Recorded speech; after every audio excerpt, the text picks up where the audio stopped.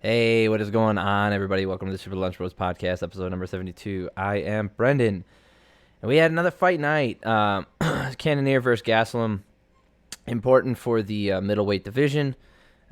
Likely the winner going on to get the next title shot after the Whitaker Adesanya. I don't know. We'll have to talk about that. I don't know if that's going to end up happening or not. We got that. We had some PFL over the weekend. Just some interesting stuff about pay again, as usual. There's and lots of fouls to go over. Probably not one in every fight, but some interesting things that happened with that over the weekend. So before we get started, please like and subscribe. If you like what I'm doing, if you like the UFC, please comment down below. Let me know what you think. Let me know what you thought about the fights. Did you agree with my take? Do you disagree with my take? What do you think? What do you think about the rules, rule changes, that kind of thing? What do you think is next for some of these fighters that are coming out? All right, let's get started right away because we do have a lot to cover. All right, so opening up this card, this fight night, Cannonier versus Kelvin Gastelum. So Cannonier and Gastelum both coming off of, they both fought Robert Whitaker and came up on the losing end of that fight. So, they're kind of in this place where, we have Whitaker sitting as the number one contender, and no one can kind of jump past him because they haven't beat him. Right? So, we're looking at Kelvin at number 9, probably going to drop down a little bit after this weekend, and Cannonier at number 3, both who lost to Whitaker, who's number 1. So it's hard. You can't really jump him and get your title shot if you don't get the win over him, even if you beat a higher ranked opponent and you end up not being higher ranked than them the next week or whatever because of the way that rankings are done, you can still make an easy argument and obviously a logical train of thought that says, hey, this guy beat him, he's the number 2 contender, he was next in line. This guy's got 4 wins in a row, including him. Let's give him the next title shot. The problem is you can't do that because everybody keeps losing to Whitaker, and I know the UFC, for some reason, doesn't want to have Whitaker fight Adesanya for a rematch. I don't know why. I don't know if they just don't think it's exciting, if Adesanya has been saying, like, hey, I kind of don't want to fight him again because it's like a lose-lose for him, even if he knocks him out again, like, what does that get him, and if he does lose to him, like, it kind of like derails the Izzy train. But all that can be talked about later because this weekend we had Gastelum taking on Cannonier and Cannonier just getting the nod. So Gastelum looked like more of himself than he has in the last couple of fights. He was looking really sharp, looking really smooth on his feet, very quick. Cannonier looked sharp, man. Like, especially in those first couple rounds, later on too, but he just looked real sharp. And I mean that. Like, his striking just looked precise. It looked like it was thrown in a specific way. And I know this sounds kind of silly to say it like that, but you can kind of tell when someone's throwing punches, they're going through, like, the motions of, hey, I throw a 1-2, I have this combo, I throw it this way. Regardless of where the opponent is, they just kind of throw them. And, yeah, a lot of times it's going to connect. But it seemed like Cannonier was like throwing with intent. He was throwing, every punch had a purpose. They were there. They got to the point and came right back. He just looked really sharp. Round 1, Cannonier just outlanded Gastelum, and I think he did slightly more damage, even though he was kind of on the back foot a little bit. Gastelum did a lot better job in the second round and got the better of the exchanges and cracking Cannonier a few times. But in the third round, Cannonier put Gastelum on his butt. So that kind of, that negates anything that he really did past that, even if the round was kind of even. And then, yeah, because it was like, it's hard to say Cannonier didn't win that third round despite not doing too much after that, because he put him down early within like the first, I think, 30 or 45 seconds into the third round. So there was plenty of round left, and Gastelum probably won the rest of the round. But it wasn't not in a significant way, I would say. So It's hard to say Cannonier didn't win that round. So the first and third go to Cannonier, and then Cannonier just kept looking good. Whether you gave him the fourth or the fifth, I think he won at least one of those rounds. So I agree with the decision. I feel like he did win. I'm not mad if for people who think Gastelum should have won. I mean, the rounds weren't blowouts. It was very close. Depending on how you judge forward momentum and which strikes are more significant and that kind of thing. Because there was a point where it looked like Cannonier had dropped Gastelum again with an uppercut, but it really didn't. It landed on the shoulder. Gastelum just tripped and fell, but it looked like an uppercut. And until you looked on the replay, you wouldn't have seen that. So the judges might have seen that as him getting dropped. I don't know. Cannonier looks like he could be a real challenge for Adesanya. He's a really tough dude. He's very sharp. He's strong. He's fast. He has a brain, and I say that because of Paulo Costa. Paulo Costa seems to be like this marauder who just moves forward, although we haven't seen him fight in like 2 years almost. It's one of those things where he looks like he could be a tough test because he's not the antithesis of Adesanya, because that would be Costa, I believe. Just somebody who's just blindly moving forward and swinging big punches, whereas Adesanya is like very cerebral about his game plan, downloading data in the first round, getting information from you, making you make the wrong moves, and then capitalizing on your mistakes. Cannonier, I feel if he keeps his striking tight, he can land. I don't know how he beats Adesanya, but I do feel like he could. Right, I would favor Adesanya in that matchup based off what I saw. But Cannonier's he's big, he's strong. His cardio is good enough to go 5 rounds with Gastelum pushing the pace. Like Adesanya doesn't push the pace like that, so I think his cardio would withhold. And then he even mentioned it, like he was throwing kicks in the first couple rounds, and then he kind of stopped because that there's an energy cost to that, and he's like, hey, that's something I can work on for next time. He's very, very understanding about his shortcomings in this fight and his career, I guess. And this guy going forward, I like he's going to be a real test. And this should just go to show you one more time. I'm just going to say it. This is the last thing I'll say on this fight. Or not the last thing I'll say on this fight, but last time I'll mention it as far as this goes. Robert Whitaker. Holy shit, is he good, man. Shut both these guys down. It wasn't even close. Right? Like you got Adesanya as number 1. And then you'd say, oh, here's everyone else. But it's not like that. It's Adesanya, as of right now, from what we saw last time, Adesanya, Whitaker way down here, and then everybody else, like 20 steps behind.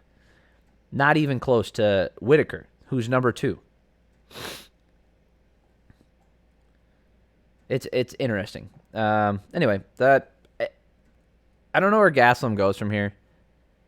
I mean, he's 1-5 or whatever in his last fight. He's just fought nothing but killers. I think if we just let him take a step back, fight someone maybe not in the top 10 for the first time in, 5 years? Or maybe, have him fight Kevin Holland. I wouldn't. Have him fight Chris Weidman on the way back. No, he already lost to him. Never mind. Edmund Shabazian. Do a Uriah Hall rematch. That's fun. Sean Strickland is fighting Luke Rockhold, so he can't fight him. Darren Till, they already fought. See, he just fought everybody in the top, everybody, I guess. He didn't fight Marvin Vettori yet. I don't know. If I was Cannonier, I'd probably wait, but he did say he was broke. We can talk about that a little bit later when we get to the PFL because they kind of relate. He says he's broke, and that's partly because he was injured, so he wasn't able to fight. Probably also his paychecks aren't that big because he's not a draw. He hasn't had a lot of fights in the UFC. There's a lot of factors that go into that. I'm not downplaying his, monetary issues or problems. It's just that there's a lot of factors that play into that, and there's a logical explanation for it. Not that I agree with why it's happening. Anyway, congrats to Cannonier. I think he looks amazing. he's looked really good ever since he's been at middleweight. I think he's looked fantastic. He just didn't get over the Whitaker hump because, he was going to go fight Adesanya. If he got that win against Whitaker, he's fighting Adesanya, not Marvin Vettori. We got Derek Brunson floating around there. He could fight Cannonier. That might be a fun fight.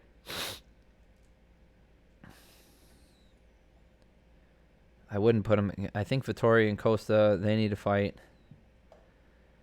Anyway, all right, moving on. Co-main event: Clay Guida versus Marco Madsen. How do you love the frenetic pace of Clay Guida? All right, so Madsen gets the split decision. How do you not love the pace of Clay Guida? Like the freneticism, the way he's just constantly moving forward. He's 38 years old, man. The constant twitching, the moving. He's like the Tasmanian devil, dude. He just does not. I know there's like the Mexican devil. There's another person with that nickname, but it's just the way he fights. It's just constant movement. He landed a big shot in the first that stunned Madsen, but I probably would have given the first round to Madsen.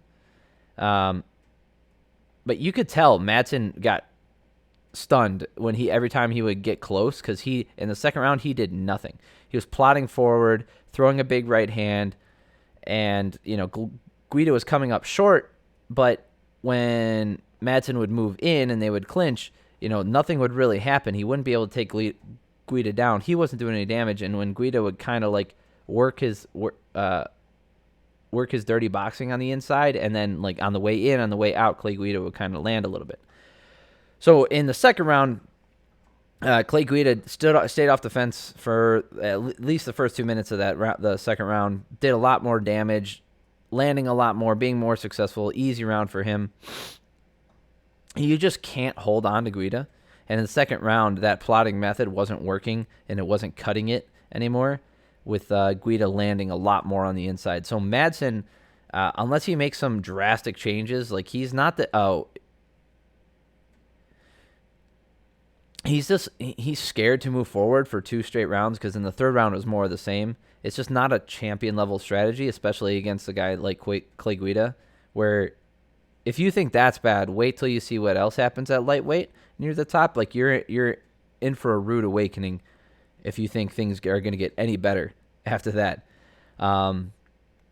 Cool little stat. There was Clay Guida's the 9th fighter with over 6 hours of octagon time. 6 hours.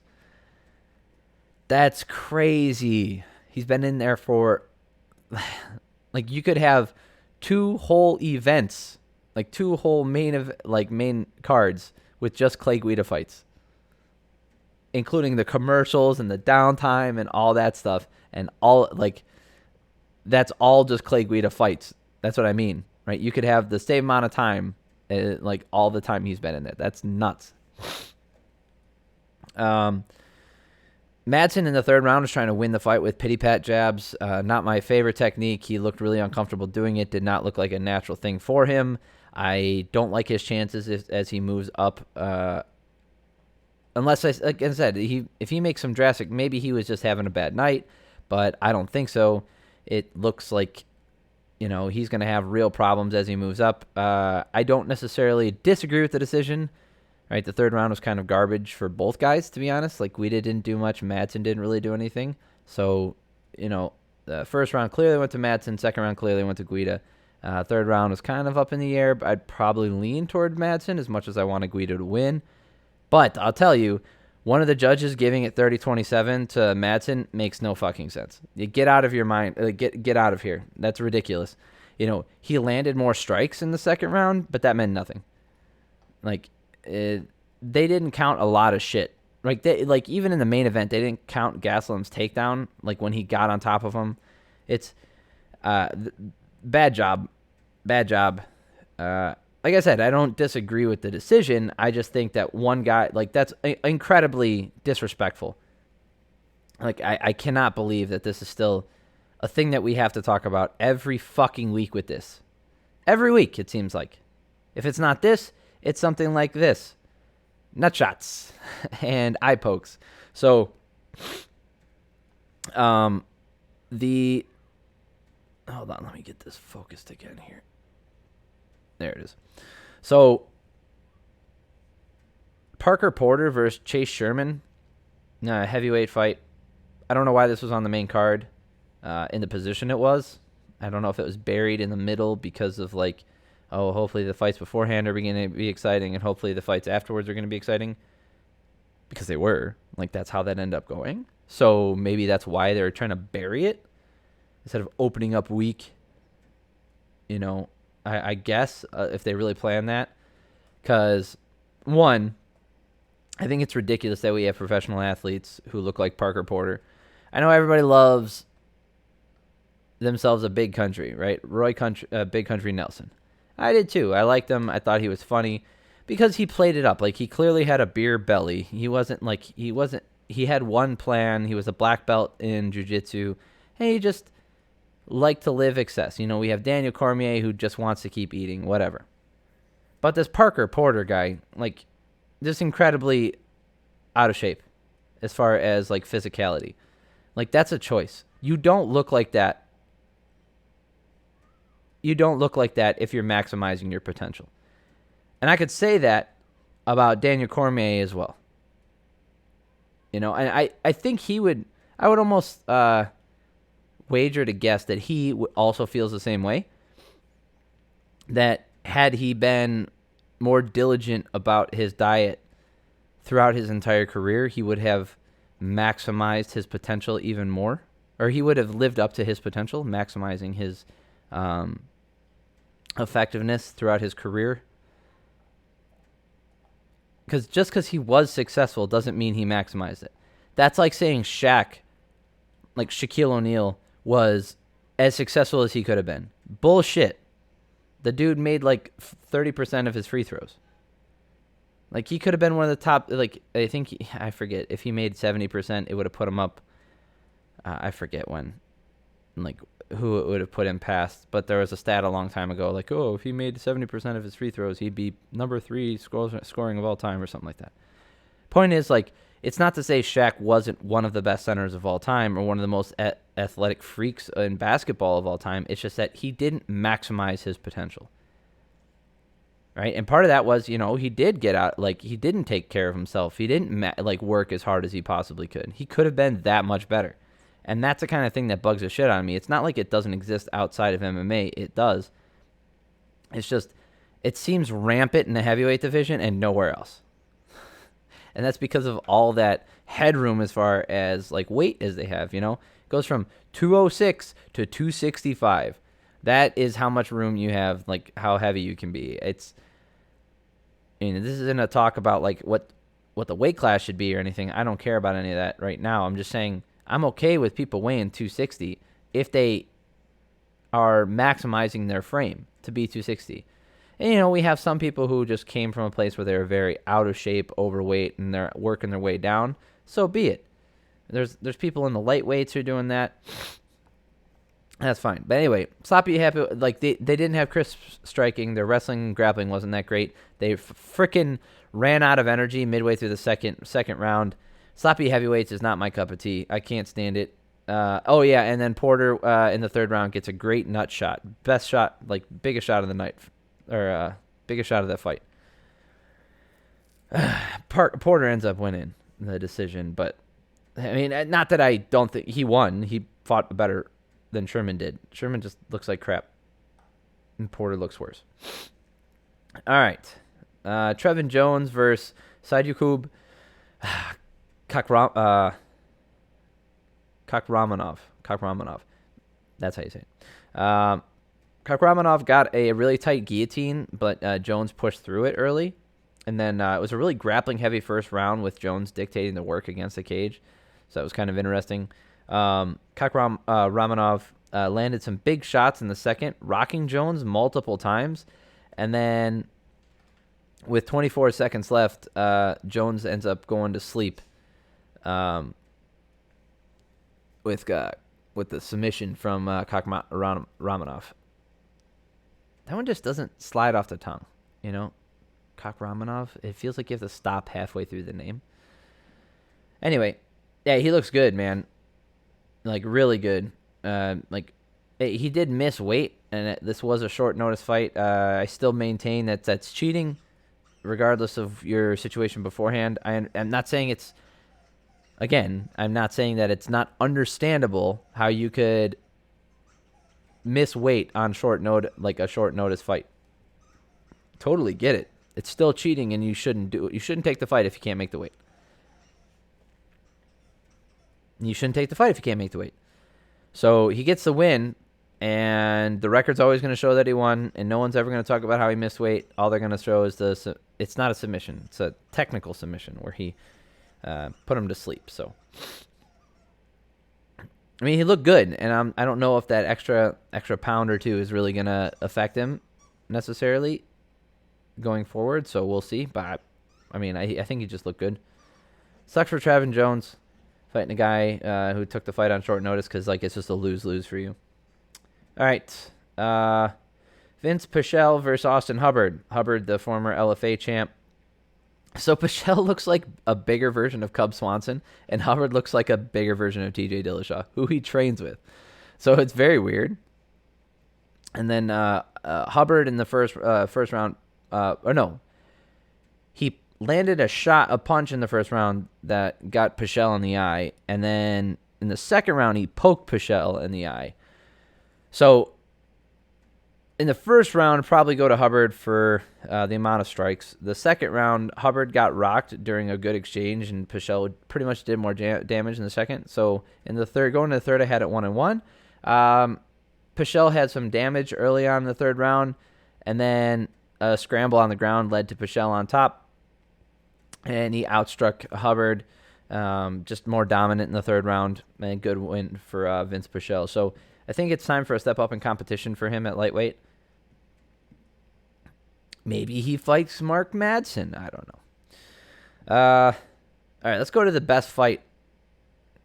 Kind of. Not really. I think the Pichelle versus Hubbard fight was pretty good, too. And the main event was really good, too.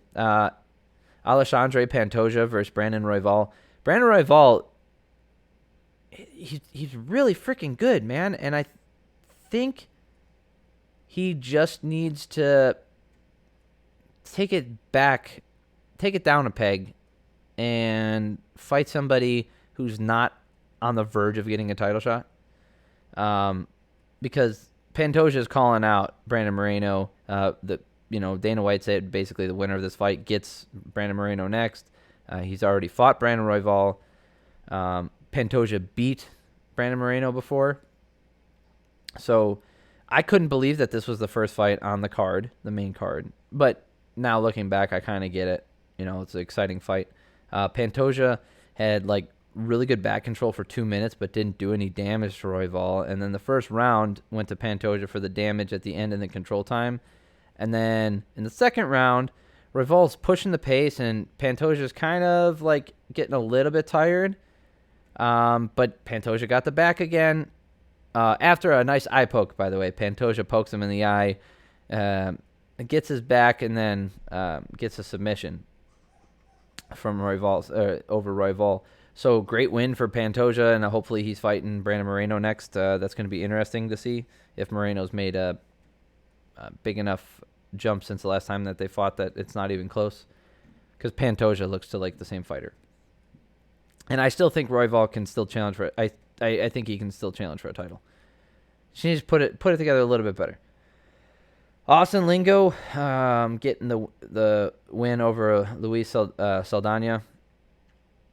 Saldana came out of the gates hot, really hit Lingo with a lot of stuff early on, just faded, man, and then just down the stretch just didn't have what it took to go the distance, and Lingo gets a win. Brian Boom Kelleher getting a big decision win, just dominating Domingo Pilarte. Good win for him. He needed to get back in the winning, get back in the win column. Jasane Nunez versus Bea Malecki. Weird physical difference between these two, with Nunez being really short and Malecki being very tall.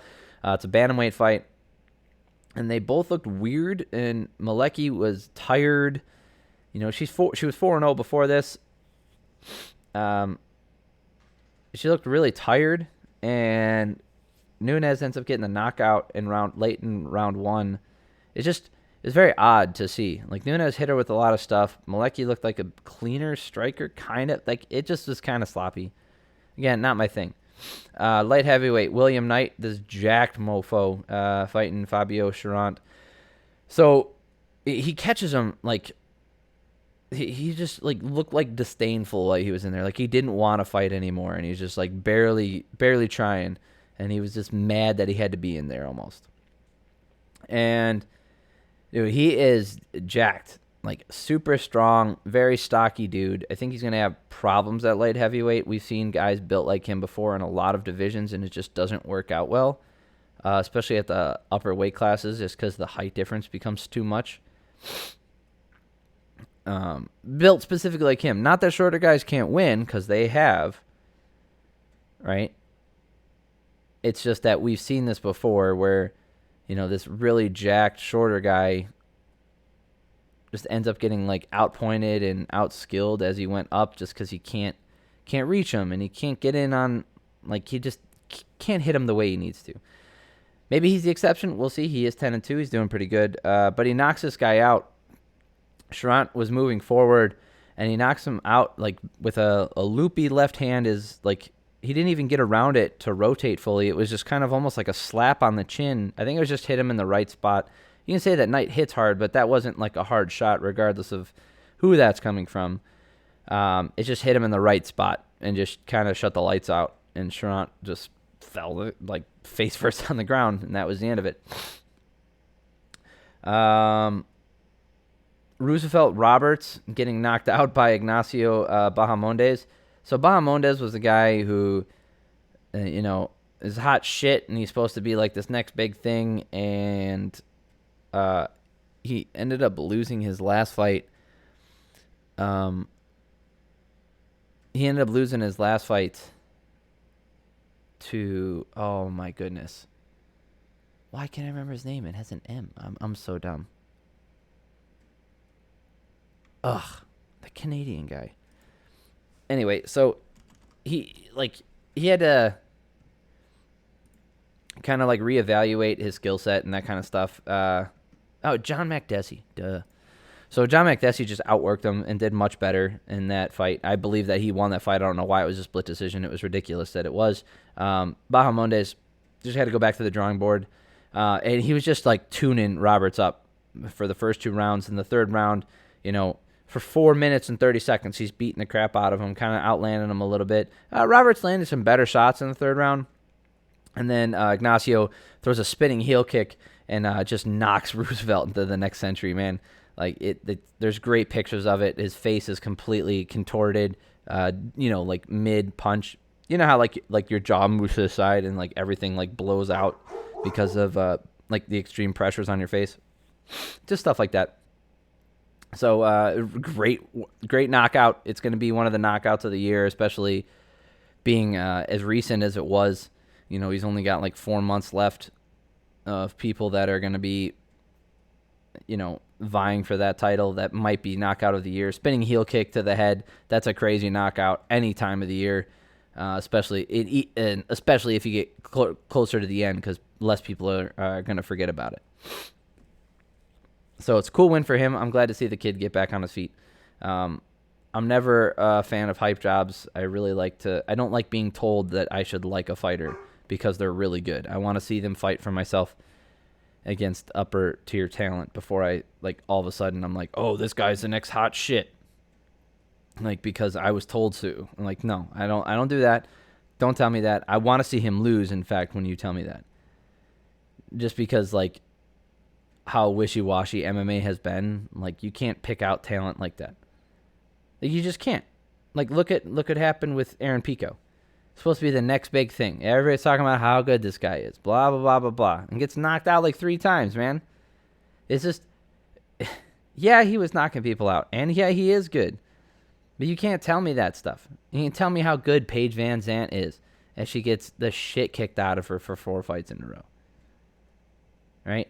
You can't keep doing that stuff. You can't tell me how good Sage Northcutt is, as he gets the shit kicked out of him for 4 fights in a row. It's just stupid. Anyway, to open up the event, we had Sasha Palatnikov getting submitted by Ramiz Brahimaj via rear naked choke, little over halfway through the first round. Not a super exciting fight. That's all the fights for that card. I don't think we need to go too much more into that one. We can go cover some of the pay stuff because I did want to go over that, though. So, we did have a PFL over the weekend. Of note, Kayla Harrison continuing her winning streak. She is still undefeated. Boy, is she a monster, huh? I remember seeing her on Food Truck Diaries with Brendan Schaub a while ago and thinking, like, wow, that chick's, like, she's pretty stacked. Like, she's got a lot of muscle on her, and she's built a little different. Not built different the way that people say, like, people, built different. Like, I hate trigger phrases and catchphrases. And it's like corporate. It's so corporate to me. It's like when someone's like, oh, we got to work together, teamwork. We got to do, it's all about making a difference here. Oh, who's got bandwidth for today? Like, I hate that stuff. Like, corporate trigger words drive me nuts. And when someone's like, oh, built different, built different. No, she is. Like, she's physically built different, not in a stupid Instagram bullshit way. She just is. She's bigger, stronger, faster. Her muscular skeletal structure is much different than most women on the planet. A lot of men on the planet, obviously. I'm not getting into that argument whether or not who she could beat because she has called out like Aljamain Sterling and stuff like that. I don't entertain any of that shit. I think we've seen in the past and in the future. Like, I'm not saying that female professional fighters couldn't beat some professional male fighters. What I'm saying is, if you're talking about like UFC fighters, I don't think there's a single female fighter who can beat a single male fighter anywhere in the rankings. And people are like, oh, well, that's ridiculous. Like, no, that's not. It's just saying like, hey, this is not the number one fighter, the best female fighter. I don't know if she could beat a male fighter that's ranked. And that's not a detriment to them. It's just shows you the difference in both the development of MMA in general and also, just the biological factors of physicality. Strength, speed, hand-eye coordination, agility, endurance, right? And yes, Amanda Nunes could kick my ass, and she probably could kick your ass too, right? It doesn't mean that she can beat up TJ Dillashaw. Right? That was the argument. Remember? Like, I specifically remember this argument with, oh, Ronda Rousey could beat up a lot of ranked 135-pound men, bantamweight men. No. Absolutely not. Anybody entertaining that at the time might have been under the either delusional, under the spell of the UFC's promotional team and the hype behind Ronda Rousey. I never was into it. I never fell for it. I never believed in any of it. I saw a lot of holes in her game. This is coming from someone. This is not like, I'm not trying to be an armchair quarterback here or hindsight 2020. I'd never liked Ronda Rousey's reign. I never thought she was that much further ahead of any other female fighter in her division. I think she was good. I think for the time, her development in a certain aspect of MMA allowed her to dominate over other female fighters. And I think that a lot of the people she ended up fighting were subpar, and there just wasn't a lot of depth in that division at the time. There still isn't. There's not a lot of bantamweight, like female bantamweights. There isn't. Not ones of note or high caliber, right? So that being said, looking today, are people going to make that same mistake again? Like, you'd be like, oh, well, women's MMA has moved a lot forward. Has it, though? Has it? The strawweights? Absolutely. But there's been bangers in strawweight for years. Look at the bantamweight division. Here, you want to look at the bantamweight division right now? We started this with Kayla Harrison. I'll get back to that in a second. But you want to look at the women's bantamweight division? Jermaine Durandamy is the number 1 contender. Holly Holm, number 2. Aspen Ladd. Irene Aldana. Juliana Pena. Yana Kunitskaya. Caitlin Vieira. Misha Tate, number 8. Sarah McMahon, number 9. Still can't throw a punch. Macy Chiasson. Okay, now we're Lena Landsberg. Penny Keans. Like, Alexis Davis is number 15. Dude. How? How can you argue that it's gotten that much better? Like, have you seen these women throw punches? Are you going to argue with me and say that they're clearly as advanced as the males division, or that let's not even say that. Like, they have grown leaps and bounds since the time of Ronda Rousey's reign. 6 years. 6 years ago? I would argue that it hasn't. Not in the bantamweight division. Now, the strawweight division, and I mean flyweight is kind of silly because we do have some good fighters at flyweight now, but really it's just dominated by Shevchenko. But strawweight, Namajunas, Wiley Zhang, Joanna, Carla Esparza, still can't throw a punch, but she's decent. Yan Xiaonan, Mackenzie Dern looks good as far as like grappling goes. Like, her striking still a little bit needs a little bit. Marina Rodriguez, Nina Nunes, like Nina Ansaroff. Claudia Gadea, Tisha Torres, great striking. Michelle Watterson, great striker. Amanda Hebos, grinder, a little bit like hits hard. Verna Jandaroba. Angela Hill, all the way in the 14th. Like, Felice Herrig is probably the only one on that list I'd say who I didn't know she was still in the UFC, to be honest with you, but she's ranked number 15. And Felice Herrig might be the only one on that list where I'd be like, that's part of the old guard, someone who clearly is part of like the old system of female fighters. But she would be, if she was bigger, she'd be right at home at bantamweight.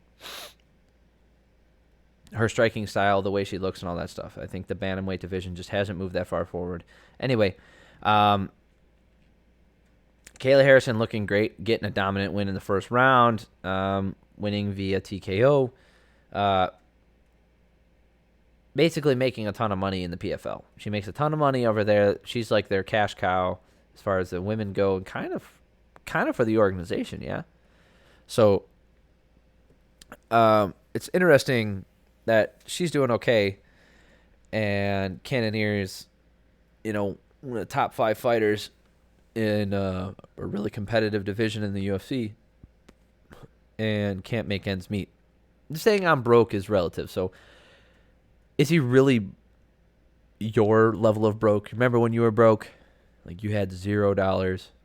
You didn't know how you were going to, like, pay rent, and you didn't know how you were going to buy food. Like, you were living off of ramen noodles. Anytime there was free food, like, you had to go there. One step from homelessness. Like, I've been there. Like, I know what that's like. Is that where he's at? Or is he just saying, like, I'm broke, like, I can't live the way I want to, things are a struggle. And I'm not saying it's fun for him. I'm saying, like, oh, it probably sucks, right? And he feels that he shouldn't be there being, the number 3 ranked contender in the world in the division. He might even jump up to number 2 because Costa hasn't done shit. So it's interesting to see that someone outside the UFC is getting paid well. And then everybody in the media is trying to paint it like, oh, this isn't a good look for the UFC. This isn't new, guys. Like, I know you're trying to hit your clickbait and your tabloidy article quota for the week or the month. Dude, this isn't new. It's not surprising to me. Like, I'm interested in it. I'd like to hear more about it. I'm interested in Cannonier's story. I want to know how he's doing. How financially, how does he do things? Is he still having to kind of work a side job, whether it be coaching or anything else? And that kind of stuff. So I'm interested in their stories. I'm interested in the ins and outs of it. I'm interested in the lawsuit with the UFC. But when someone's saying like, oh, not a good look for the UFC. Oh, good. You use the trigger word again. Then not a good look. Not a good look. Built different. Fuck you. Write a real fucking article. Come up with a real title, you dumbass. You're ridiculous. It's not new. Oh, 2 weeks in a row, somebody's saying that they're broke in the UFC. This has been happening for a decade.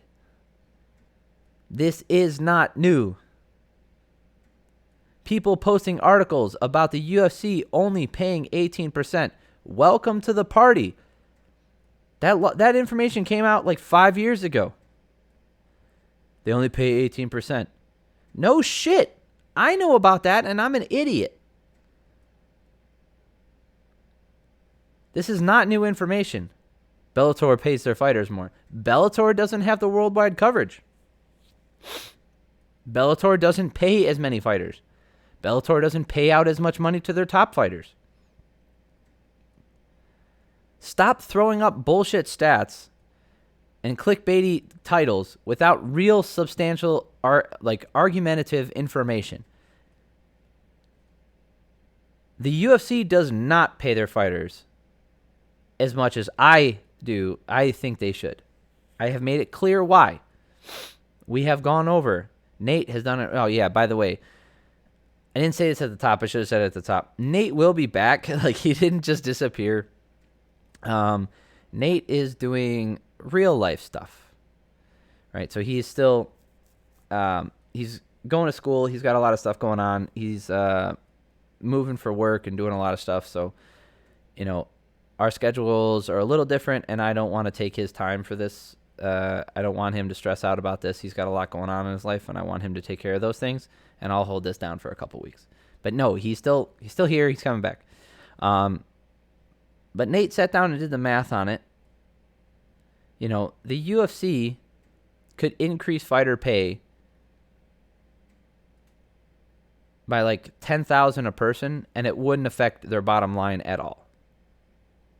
And that's life-changing money for some of those fighters. $10,000 a year. That's a big difference. That's all the fighters across the board. And now we could structure that differently. And there's more room in there to do more of that. I still maintain that the best way to do this is to open up the advertisements back up to the fighters and letting them get sponsored by different gear. I think that's a huge thing that we're missing out on. I think that would solve a lot of the problems. I think the Venom kits look fine, and I'm sure that the pay is. I'm sure. I looked at the pay structure. It's different, but it's not different. It's the same thing as Reebok. It's not much better. And it's the biggest thing is if you have a fighter who is really hustling, both physically, inside the cage, outside the cage, and then as far as career-wise, getting out there, making connections, saying hey, I'm this fighter from here, I'm fighting on this fight card, this many people are probably going to see it. It's on ESPN Plus. Put your sponsor on me, put your logo on me, and people are going to show up to your store. People are going to show up and buy your stuff.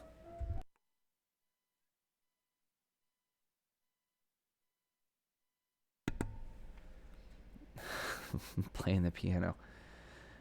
Anyway, I think that there's a really good opportunity for them to make a lot of money outside of what the UFC pays, and they could still have that opportunity to make money at the high end with the UFC. And because they are in the UFC, which does have the most eyes on it, it does have the most public exposure, advertisers are more likely to pay a fighter to wear their stuff. And I firmly believe that. Not firmly believe it. For me, that's kind of common sense. I don't think it's a stretch to believe that one. I recently got in an argument about whether it's common sense, whether or not someone's on stuff that they do better. as far as like PEDs. The common sense aspect of that is that it increases protein synthesis. It increases dry dry body mass, being on testosterone specifically. EPO increases the amount of red blood cells, which will increase the amount of oxygen your body can redistribute and process at any given time, effectively raising your VO2 max. And HGH improves recovery time, helps repair damaged tissue. So the common sense thing is like they help. That's the common sense thing. Everything past that is all speculation. It's 100% speculation. This is not, as this one person said to me, 1 + 1 = 2. It's not, because taking X amount does not give you X amount of results. It's not, because we don't have data. The only data we do have is injury rates pre and post USADA, knockout rates pre and post USADA. Hasn't changed. So my argument has always been, if your goal was to make the sport safer,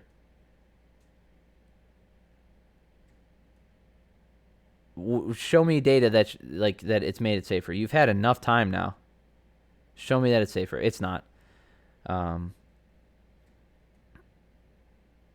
just think that there's a lot of opportunity in MMA where people say it's common sense, but it's not. But in this case, as far as fighter pay goes and making more money in the UFC because you're allowed to find your own sponsors, I think that is common sense. I would say that would hurt some fighters because they don't get that automatic money, and they're not that kind of person who's going to market themselves or do the legwork, and they don't necessarily have a manager and that kind of thing. So that sucks for those people, but I think the market would adapt again back to where it used to be, and we would end up with more fighters making more money on their own without the UFC. And I think we'd be in a better position, and Jared Cannonier, being the number 3 ranked UFC fighter in the middleweight division, wouldn't be struggling to pay his bills. Okay? Like, he would be making, Brendan Shaw was making $100,000 per fight he's making 6 figures a fight or whatever from sponsors. And he was a good heavyweight, but not like a world beater, not like super popular. He just was grinding, man. And I think there's a lot of opportunity for that. But the UFC is the UFC, and they refuse to make changes because they're stupid. They wanted to make it more palatable for the audience and not have everybody wearing clown makeup and wearing stupid shit on their pants, I guess. Condom Depot. And whatever. Anyway, Dynamic Fastener. Good weekend of fights. Really good card. I enjoyed most of it. Bad judging as usual. Stupid injuries. Change the gloves, UFC. You suck. Please change the fucking gloves. Please start taking points away from nut shots and eye pokes and fence grabs. There was plenty of each. I think we are well past the point of trying to figure out what we should do. I think it's very clear what we need to do because people are fucking doing it anyway. Luckily, I don't think any of them were detrimental to the night or any specific fight or outcome, but you never know. Again, this is not 1 + 1 = 2. You cannot say one eye poke equals you lose or win fight, right?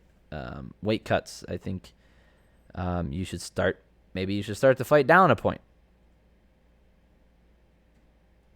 It would make it so you need a finish and give the other fighter an advantage.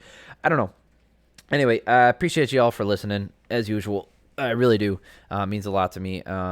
I'll be back here next week to talk about the fights. We've got Giga Chikadze taking on Edson Barbosa. Great fight coming up next weekend. I'm super excited for that one. There's some decent fights on that card, so we'll break that down after that's over. Yeah, I'm really excited for some of the stuff coming up. Hopefully I'll get Nate back on here again. Maybe we'll go over some movies again like we did that one. That was really fun. So, like I said at the top, please like, subscribe, hit the bell. I don't think I've ever said that before. but I hear everybody else say it, and I know what it does. I know it's a notification bell. And I also might, if you're still listening to this, super cool. But like, I might start gaming again on my other channel. I might.